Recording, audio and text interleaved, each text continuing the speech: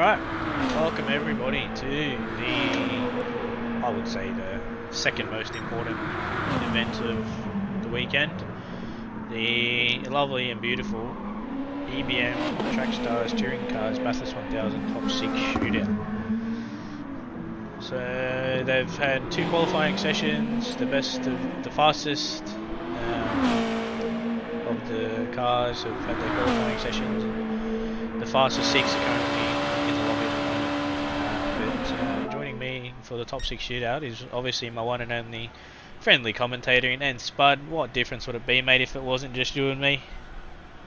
Yeah, exactly. I try to reel in the series manager in Jarman to get him in the comm box, but apparently he says his mic is not up to standard for him. So unfortunately, we won't be able to hear his lovely voice in the comm box, unfortunately. So he'll be doing all the marshalling and stewarding, and hopefully getting this top six organised. But yes, like you did say, it is the top six shootout for the Elite Breaker Mechanical Bathurst 1000, and we have our top six. We're going from a descending order, so the first car that's going to be starting off will be STRT Wiseacre, the 26 Shade-On Racing Team entry. This team, you could say, has been a bit of a dark horse all season long, but with victories at Laguna Seca for the Shade-On Racing Team in Mountain Goat for two races, they've been putting on some solid performance in the main series, but they've definitely... you could say probably from the early in the season they could have done better, but I guess for them a top six gives them a bit more confidence boost heading into the race tomorrow. Yeah, definitely. Obviously, they had a real struggle at Kyoto. I think all the Nissans did. So for the Shade-On Racing Team to have that car sitting on sixth place at the moment, provisional sixth, it's definitely a shine and one to put in Wiseacre's book. So yeah, I'm actually very surprised that Wiseacre's put it there, but he's definitely an underdog for this event. Yeah, that's right, and I think for the Shade-On team, like as I've been saying, like I think throughout the whole year they've been more or less just struggling, you could say, in a way, just to get the car where they want it to be. Obviously dealing with the new specifications and with the power and weight ratio. It's been pretty hard for them, and they've had a lot of driver swaps and driver switching lineups with Dan 08 coming into the team, and then Chef Toddy came in for a bit in the number 12 and number 8 respectively, and then I think they just reverted, getting STRT Wiseacre back in the car, and I think the resurgence of Wiseacre coming back in the Shade-On camp has actually given that team a little bit more confidence, a bit of a pace boost over these last few races. Yeah, certainly. He started to obviously shine. He shined pretty well at Kyoto. At the Nürburgring. He did pretty well out there. So yeah, anything's possible. But as we hear, people are obviously seeing it's different to our last qualifier at Kyoto, so they're going to be running a 30-minute qualifier session. So out on track first will be STRT Wiseacre. So as he goes round, he'll get his sight lap in, and then when we go green, he'll go past the pit exit, and then that's when the number one of John O'Stan will then follow out for his sight lap. So STRT Wiseacre just leaves the pits now to out on his warm-up lap to try and get the best out of he can out of that number 26. So absolutely, you've got about a minute 50, 2 minutes to really just get your car, just get yourself nice and cool, just try and learn the track, just find your turn-in points, because the time of day does change the way the lines are, like your racing lines are, because what line you could be taking at the time of day that we run for the Bathurst 1000 might not be the same when it comes to the later time of the day. So for Wiseacre, it's all about just trying to get the lines that he wants, and obviously he's just trying to push the car, just trying to get a bit of temperature there. I don't know if I'll be pushing too much like that, Wiseacre. I want to take it nice and slowly. Yeah, he's just backed it off a bit, just cool head, just learn the track, just learn the corners, and yeah, and I guess for a way, it is, I guess, like you said, it was an underdog performance by Wiseacre, but thoroughly deserved by Wiseacre, that's for sure. yeah, definitely, he did a very outstanding job to put that car on sixth, and obviously credit is due where credit's earned, and he was actually third fastest in qualifying line, but yeah, so He dropped down. Jono just pipped him out, but yeah. And it's just, and the Shootout racing team has gone retro, DJ. These are the retro colours of SDRT Wazadon, who is the team owner of Shootout Racing. They've gone retro from the first car that he designed on Gran Turismo Sport that he ran back in the FIAs, back in 2019, 2020 days, and he's put it onto a Group 2 Nissan GTR, and here we go. Wiseacre's coming across the line to start his flying lap, coming through Hell Corner. Gets a nice entry in, just try to hug it in nice and tight and just plucking through the gears. Don't over rev the car too much because you will lose a lot of horsepower coming along Mountain Straight. So just keeping your head cool to set the first benchmark, or you might have to read the marker times, DJ, because I can't see that. I think that's a 16.4. Yeah, that was a 16.426. So it's a pretty good first sector time for Wiseacre.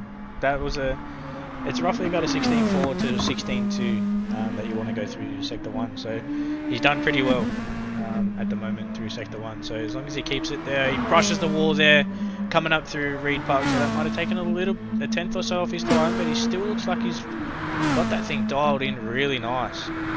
Very nicely, and he's just playing with the throttle a little bit there, just trying to get the car flat as much as he can. It is very tricky to get the car flat at the top of the hill, but once you go down towards Skyline and through the dip and then through Forest Albert, that's where it gets really sketchy. You think the top half's easy, the bottom half's the worst part of the lap here, but Wiseacre's getting it nicely, just drifts the car wide to get a nice tight inside line. He's put it in very nicely there, just trying to pluck through the gears. He's got the whole of Conrod Straight, about 1.1 kilometres long. This Conrod Trail, about 1.5, I'm not too sure, I can't remember my facts. But Wiseacre's coming down Conrod Straight just for the last time. Can he get himself a nice sector time? We'll get through to the chase here, break it in nice and early. Good braking, but good brakes there, Wiseacre. So using them very nicely, get a nice exit out of the chase there. And we're going to be looking at about a 146 for his lap here for the final corner at Murray's. What's the benchmark going to be for the rest of the field to come through? It's going to be SDRT Wiseacre, the Shootout Racing team. He gets himself into a 45.825. So that's a very good solid time there for Wiseacre. 45.8. That's pretty good. It's a little bit slower than his qualifying time, but obviously that was his first lap, and it is a bit daunting to get that first lap in. But here we go. The number 1 reigning defending champ in the Mashabuds Racing Camp. It is Jono Stan 96 partnering alongside myself and Spud P666 for the coming out in second place, coming the second car off the line. And coming out of exiting through Hell Corner very nicely. Let's look through his sector split. Is he up? He is. So what is the gap between them?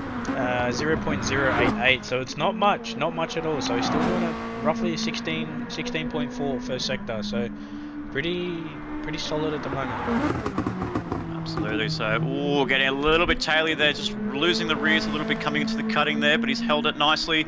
Drifts the car wide to get much to hook the inside curving there. Try to keep it nice and flat, and it looks like he's got a nice balance in his car there. He's gone flat through that section beautifully, and can he get flat through McPhillamy? He does do so very nicely. Oh, dips a wheel onto the gravel there. Oh, he's just going to be he's up by 0.6, so we're looking at a low 45 here, possibly a 44. Here we go, Jono Stan is really wringing the neck out of his Lexus RCF, partnering alongside myself. He's going to really try and push that car, just gets the car a bit tail happy. That's going to lose him a couple of kph down Conrod Straight. So here we go, plucking through the gears. Think about it. Think about how you're going to take the chase and Murray's Corner. You've got a long time to think about it. What's his timing split? 0.9, so you'll be looking on a 44.8 at the moment. So it's a little bit down on his time, I think, to get into the shootout, but he has a really nice exit out of there. So can he hit a 44.5 or 44.6? Coming into Murray's Corner for the final time, get a nice entry in there, tucks it in beautifully. And what time we're going to see here is coming through 143, 144.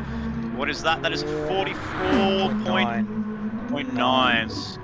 So very good. So that's a good benchmark there for Jono Stan 96 there. A good time for Jono, and obviously about 1 second, or just not even 1 second, 0.9 faster than SDRT Wiseacre. So a good start for Jono Stan, and the benchmark for the rest of the field to compete through. Now Duran 50, we've seen him earlier in the TS2 Championship having a good battle in his Nissan GTR, but now he steps into the Honda for the CP Motorsports entry. Duran 50 starting his lap, partnering alongside VPUP Ray T in the number 4 CP Motorsports entry.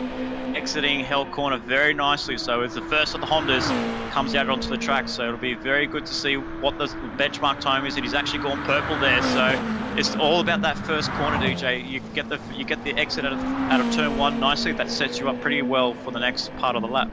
Yeah, definitely. And he went up by 0.131 there. So he's doing roughly about a 16.2. So as long as he can keep it steady through the top here, we know he just came out of a Nissan, so depending if he's used to the Honda yet, he's had that was a really shallow time through there. So, he's got a little bit onto the grass there.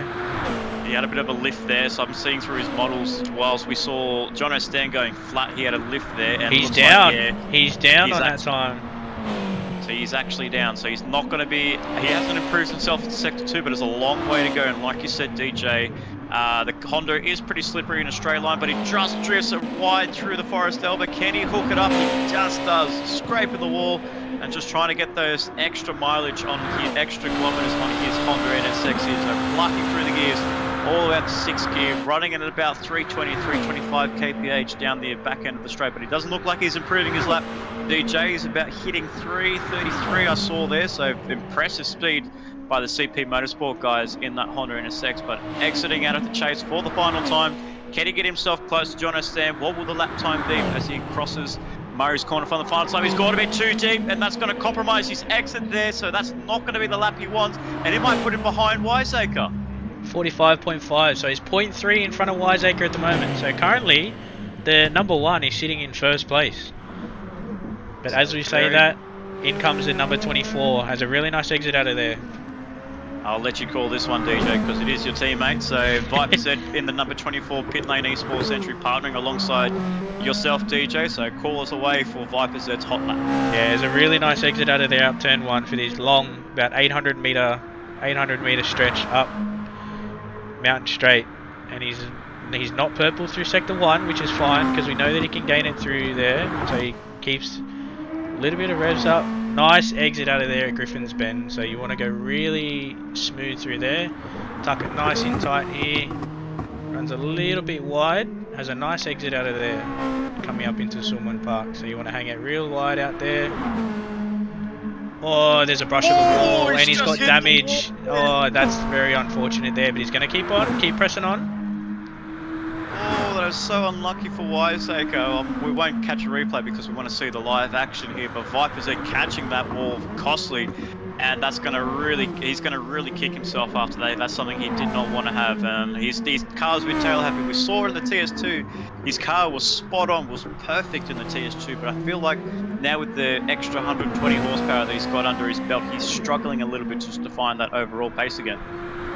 Yeah, definitely. I think maybe it looks like he didn't go as wide to the wall as what I think he wanted to, so he ran in a little bit shallow through that turn, so it looks like he's a little bit down on Jono's time, and he hits the grass too, so he's compromised his entry into there, so that's very unfortunate there for Viper. So at the moment this looks like it'll be about a 46.